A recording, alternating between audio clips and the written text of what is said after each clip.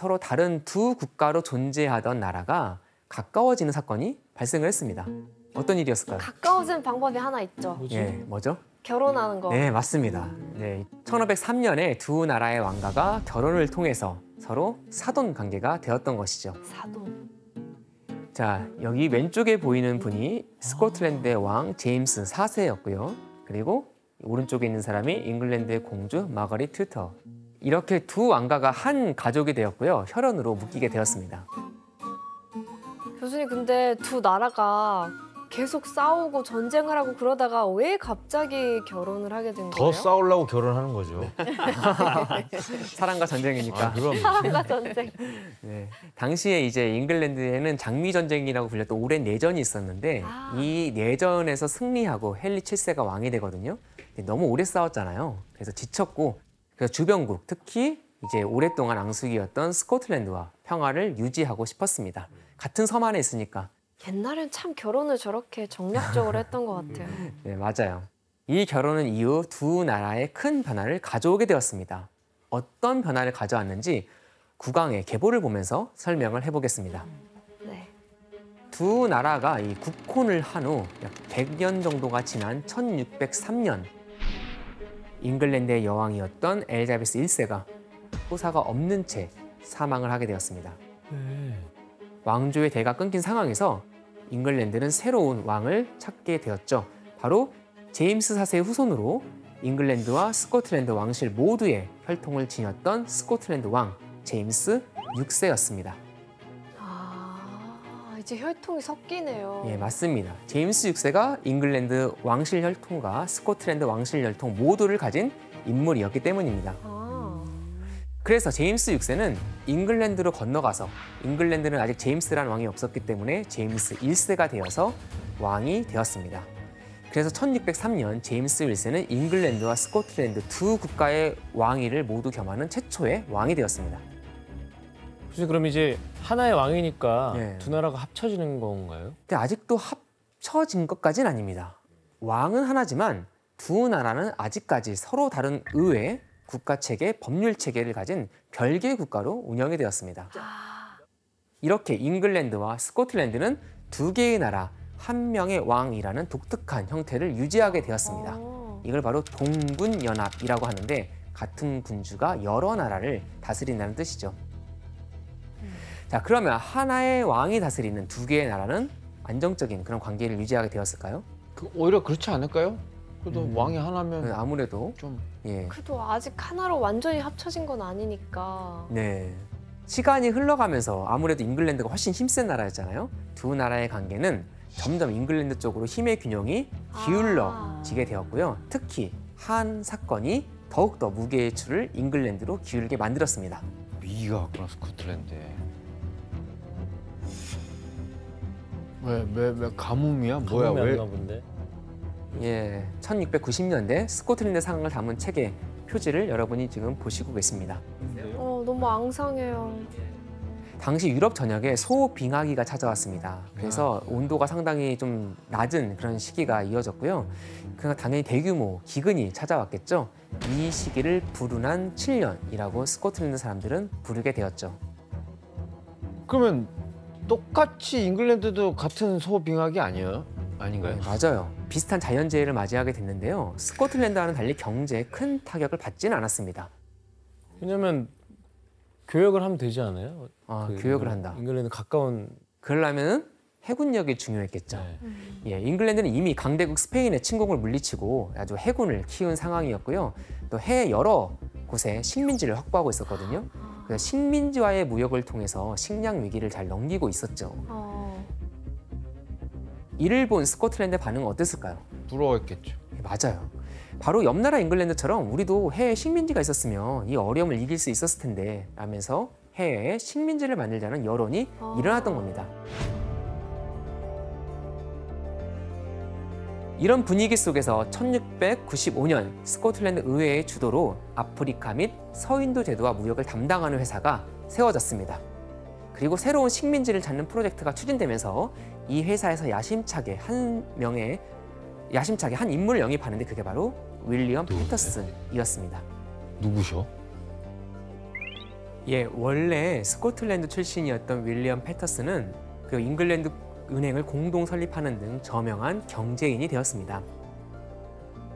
이런 명성답게 패터슨은 새로운 식민지가 될 지역을 스코틀랜드에 가서 자신 있게 추천했는데요. 당시 상황을 대화로 한번 이렇게 만들어 보면 재밌을 것 같아요. 규현 씨와 지원 씨가 한번 재연해 주실래요? 미스터 패터슨, 우리의 식민지를 어디가 좋을 것 같소? 뭐야? 눈이 안 좋으시오? 준비 많이 했네.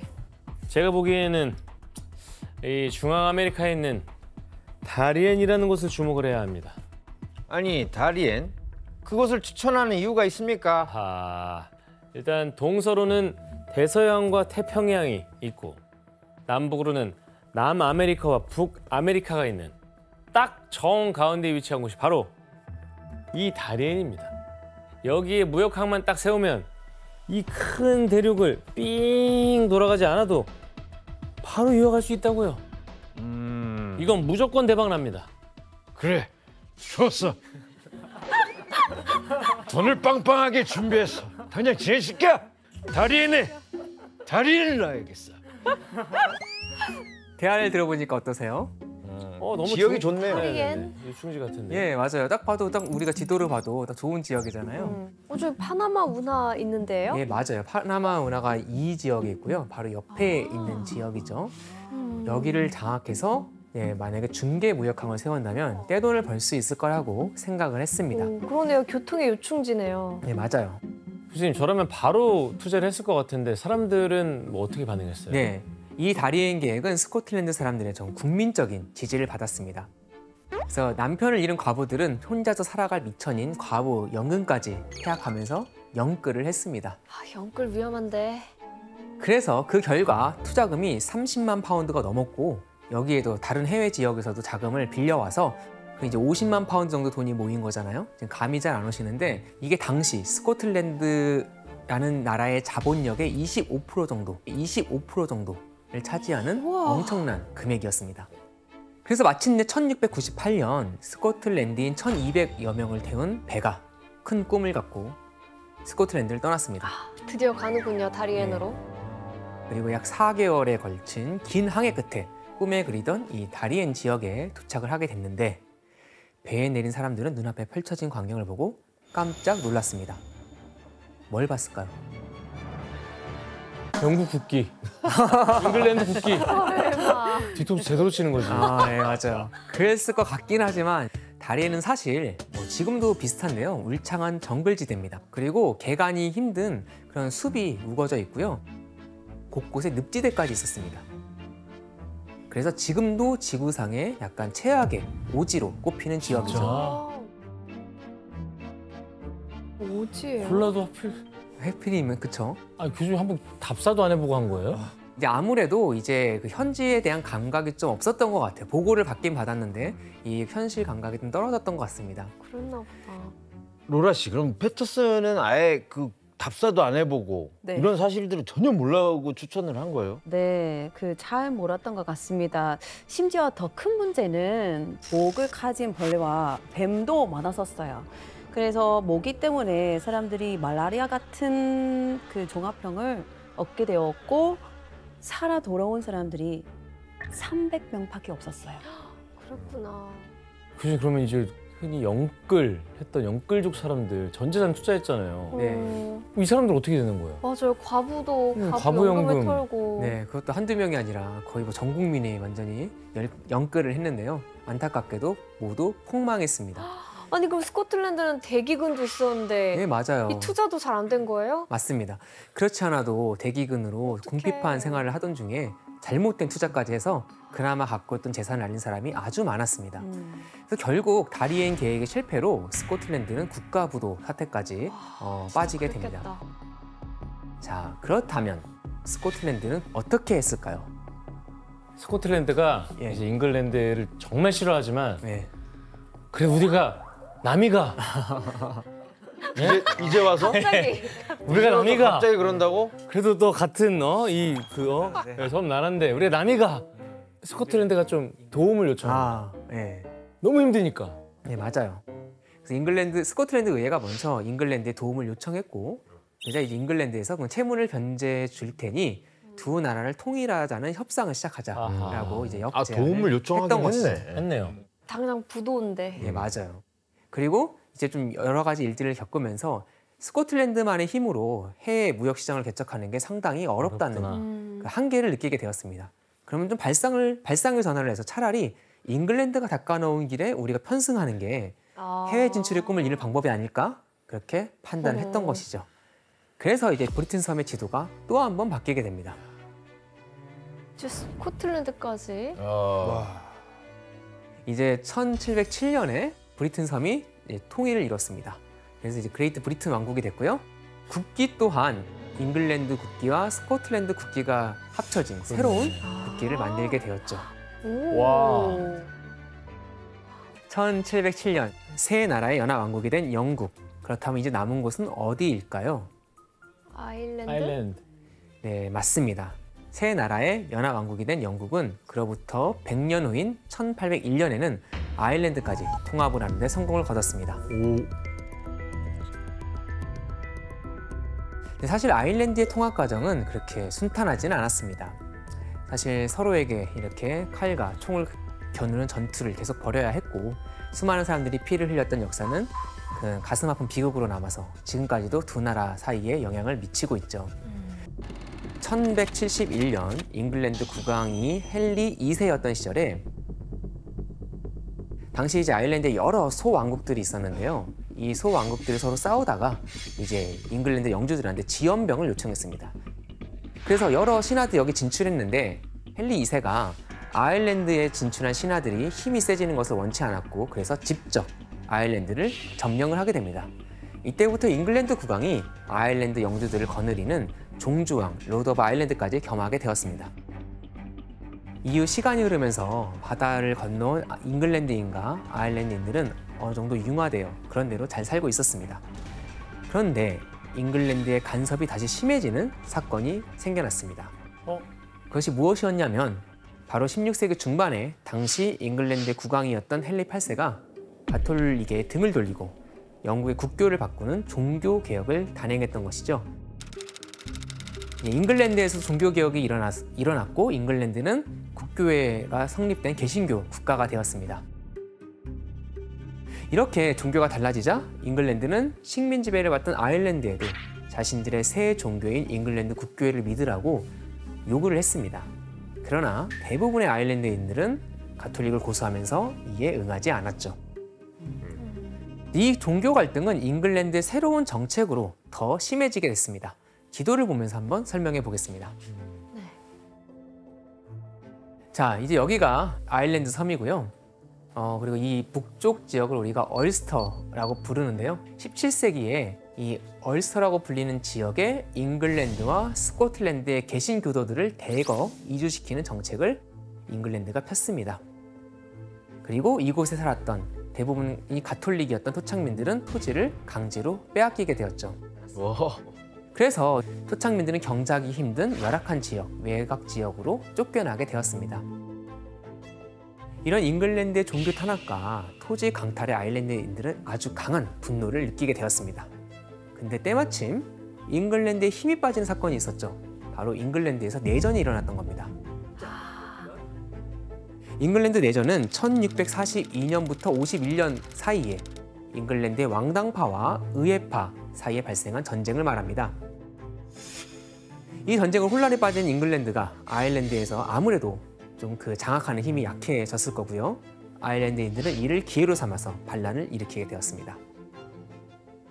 그래서 이 반란을 진압한 사람이 바로 누구였냐면 올리버 크롬웰이라는 사람이었습니다.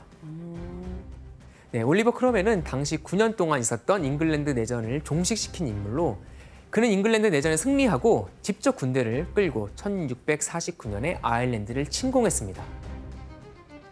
그리고 많은 전투를 벌이면서 민간인들을 학살했어요. 대표적인 사건이 드로이다 전투였습니다.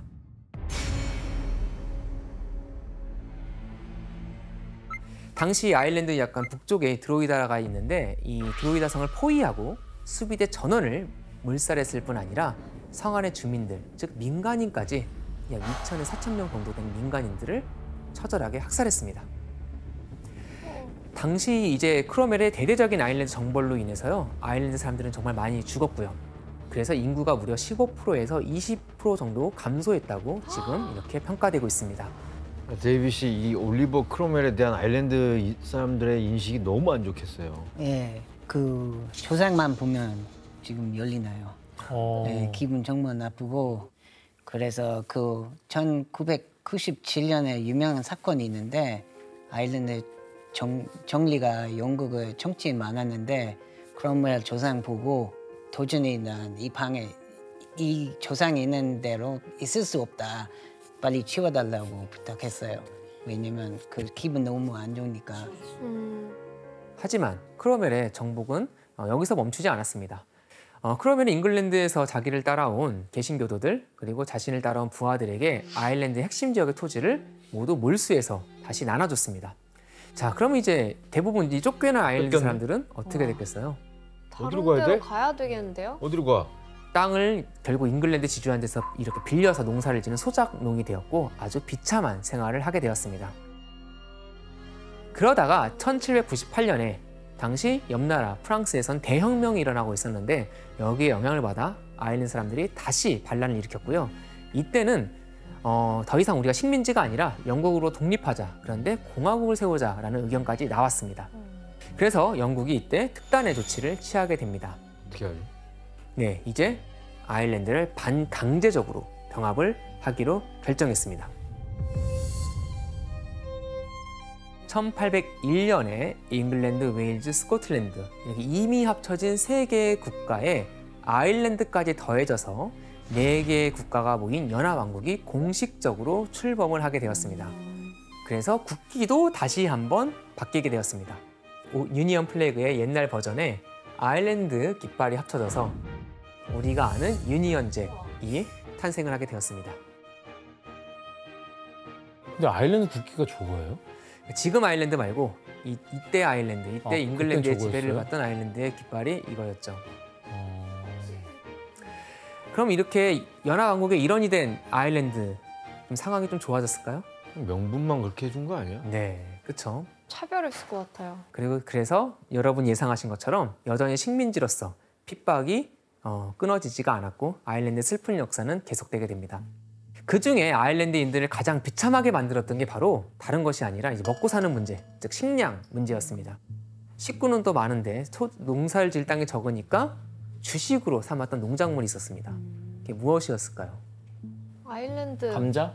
네, 맞아요. 감자입니다. 아일랜드에서도 뭐 밀 같은 곡물, 채소, 소, 돼지 같은 가축이 있었지만 당시에 반강제적으로 영국으로 수출을 해야 했고요. 이 상황에서 대량 재배가 가능했던 감자가 많은 식구들이 먹을 수 있었던 식량이었던 거죠. 그런데 1840년대에 들어서자 아일랜드에 아주 큰 위기가 찾아옵니다. 또? 아유. 그러니까 좀 안 됐죠. 너무 위기가 많은 나라인데 바로 이 주식인 감자에 역병이 들어서 감자 대기근이 아이고야. 시작이 되었던 것이죠. 아유 먹고 살 게 없겠네.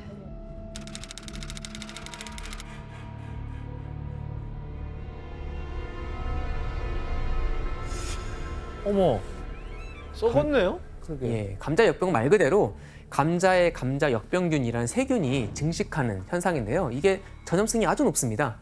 이런 게 왜 와? 뭐 금방 작물 전체로 퍼지고요. 금세 밭 전체에 있는 감자에 영향을 주게 됐습니다. 그래서 아주 빠르게 이 감자 역병이 이제 퍼지게 됐습니다. 아니 교수님, 아일랜드인의 주식이 저렇게 되면은 심각한 문제인데. 네, 아주 심각하죠. 네. 그래서 이게 아주 타격이 컸습니다. 점점 먹을 감자는 부족해져 갔고 그래서 결국 1845년부터 1852년까지 7년간 대기근이 일어났고요. 이 기간에 아일랜드 사람들이 무려 100만 명 이상이 굶어 죽었습니다. 와. 아일랜드도 영국의 한 부분이잖아요. 그 영국은 어떻게 대응을 했을까요? 기근을요? 네, 그래도 좀 도와줘야 되는 거 아니에요? 그러니까 연합 왕국이 됐으니까요. 네, 맞아요. 그래서 영국 정부가 지금도 많이 이 부분에 있어서 비판을 받지만 그래도 나름의 노력을 아예 안 한 건 아닙니다. 아일랜드로 식량 수입도 늘리려는 조치를 했고 또 아일랜드 농부들이 지금 한번 실업자가 됐는데 공공 분야에 취업을 시키기도 했습니다. 자, 그렇지만 이제 당시 영국이 취했던 정책은 아일랜드인들을 위한 근본적인 해결책이 되지는 못했습니다. 영국 정부는 아일랜드 기근에 대해서 처음에는 무관심했고 나중에는 관심을 가졌지만 효과적인 대응을 했다고 볼 수는 없죠. 아유, 근데 아마 차. 몇 명 있었을 거예요. 도와주는 당연히 사람. 그랬겠죠. 있었을 거예요. 예. 그래서 그나마 그렇진 목숨을 부지했던 사람들이 생존을 위해 택할 수 있는 방법이 무엇이었을까요? 이민 아니야? 예, 이주. 해외로 맞습니다. 가야죠. 이제 생존을 위해서 택할 수 있는 유일한 방법은 다른 나라로 이민을 가는 방법밖에 없었습니다. 자, 그럼 아일랜드 사람들이 배를 타고 가장 많이 이민을 갔던 나라가 어딜까요? 미국. 예, 맞아요. 미국이에요. 그구나. 이들에게 미국은 기회의 땅이었고 미국으로 가는 항로는 구원의 백길이었죠. 그래서 지금도 미국에는 아일랜드계 사람들이 아주 많이 거주하고 맞아요. 있죠. 근데 마피아 배울 때 아일랜드계 미국인들 중에 마피아가 많이 있었다고. 뭐 주로 이가 이주민이죠. 아일랜드계, 뭐 이탈리아계 그런 데서 마피아가 많이 있죠. 1912년에 일어난 사고는 바로 타이타닉 침몰 사고였습니다. 아, 저 때였구나. 네, 사실 이제 아일랜드 사람들이 아까 말씀드렸듯이 이 대기근이 끝나고도 계속해서 뭐 경제가 안 좋았기 때문에 이제 꾸준하게 이민을 갔습니다. 그래서 아일랜드인을 싣고 떠난 배가 많았는데 그 중에 하나가 타이타닉이었죠. 아, 타이타닉호에 그러면 아일랜드계 사람들이 많았던 거예요? 네, 다양한 국적이 있었지만 아일랜드계가 상당수를 차지했습니다. 처음 알았네. 타이타닉은 되게 유명한 배였습니다. 산업혁명 이후 나왔던 당시 세계 최대의 증기선이었고 또 당시에는 절대 침몰하지 않는 배라고 그렇게 선전을 하기도 했습니다. 난 저게 그냥 관광 여객 낀 줄 알았어. 저도 그런 아니 줄 알았어요. 맞아요. 맞는데 되게 근데 호화스러워. 되게 호화스러운 배고 당시에 이제 부자들도 많이 타고 유명한 사람도 많이 탔지만 칸에 있어. 이제 거기에 3등 아, 칸이 맞네, 있잖아요. 3등 칸. 여기 3등 칸에는 이제 많은 아일랜드계 이민자들이 타고 있었죠. 그랬구나. 부자만 탄 게 아니구나. 등급이 있구나. 1912년 당시에 아일랜드의 퀸즈타운이라는 항구에 들려서 여기서 많은 이민자를 태워서 뉴욕을 향해 갔습니다. 그러다가 우리가 아는 것처럼 이 배는 얼마 가지 못해서 이 빙산과 충돌하게 되었고 세계사에 영원히 기록될 사상 최악의 침몰 사고가 여기서 나게 되었죠.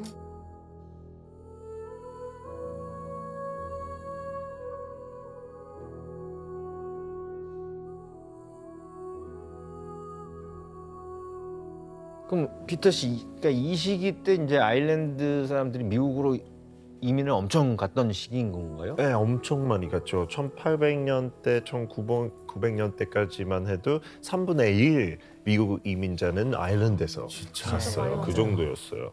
그 이민자 중에 한 명이 이제 최연소 미국 대통령 존 F 케네디의 중조 할아버지였어요. 그래서 그의 아들이 이제 이민자들 돕기 위해서 활동하다가 이제 정치 시작하게 되고 결국에는 존 F 케네디가 대통령 되고 아마 조 바이든도 아일랜드 맞아요. 계열 저는 조 바이든도 그리고 빌 그렇구나. 클린턴도 아일랜드계라고 알려져 있죠. 후계자가 많이 있네요. 이렇듯 영국과의 연합은 아일랜드를 국가적 위기에서 전혀 구해주지 못했습니다. 식민지 시절보다 오히려 아일랜드인들을 더 비참하게 만든 이름뿐인 연합이었던 것이죠. 자, 그래서 이런 상황을 겪으면서 영국의 그늘에서 벗어나고 싶은 아일랜드인들의 열망은 점점 더 커져갔습니다. 자, 그리고 이제 드디어 그 기회가 다가온 것 같았습니다. 바로 제1차 세계대전이 발발하게 된 것이었죠.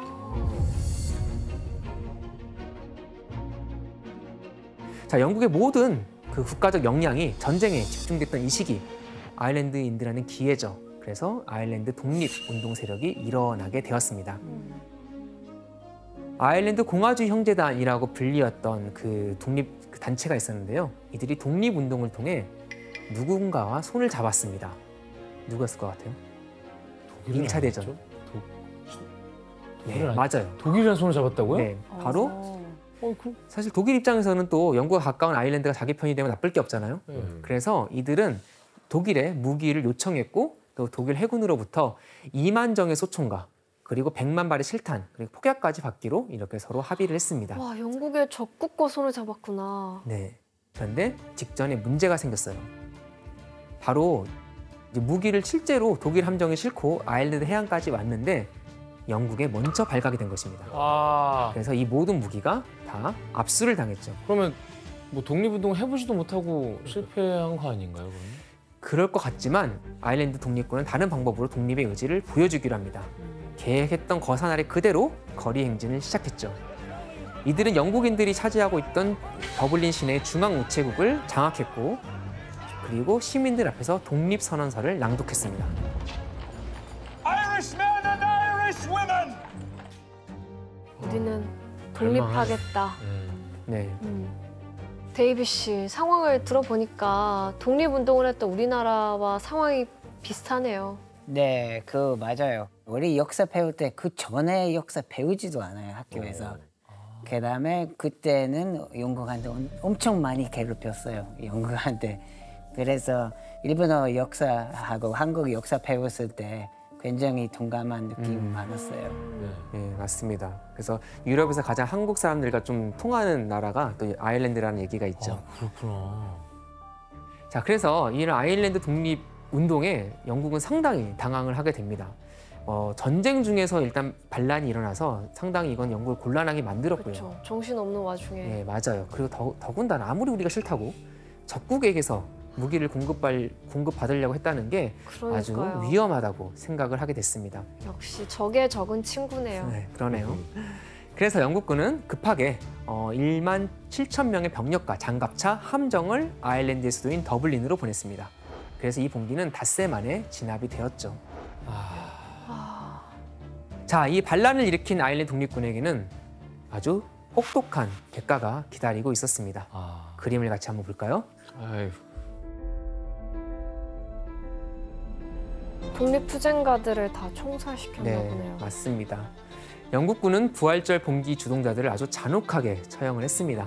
이 봉기로 80여 명의 아일랜드 독립군이 죽었고 또 봉기를 진압하는 과정에서 260여 명의 아일랜드 민간인들이 사망했습니다. 여기서 이 사상을 당했던 사람들은 비무장 상태였거나 아니면 봉기에 가담하지 않은 그런 무고한 시민들이었죠. 근데 1차 세계대전을 또 영국이 이김으로써 아일랜드의 이 독립에 대한 뭔가 이런 의지가 네. 꺾이지 않을까 걱정인데 어땠나요? 네. 그럼에도 불구하고 영국인들이 잔혹하게 대처할수록 아일랜드 사람들은 더 분노했고 더 독립을 갈망하게 되었죠. 그래서 제1차 세계대전이 끝난 직후인 1919년 아일랜드 독립 세력은 자기들의 군대를 조직했습니다. 바로 아일랜드 공화국군이라고 불리는 IRA죠.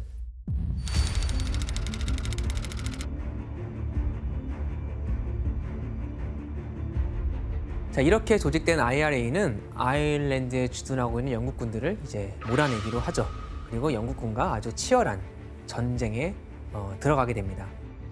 IRA는 주요 인물에 대한 선택적인 암살, 내복 공격, 주요 건물 습격 등 여러 게릴라 전술로 영국군을 아주 곤란하게 만들었습니다.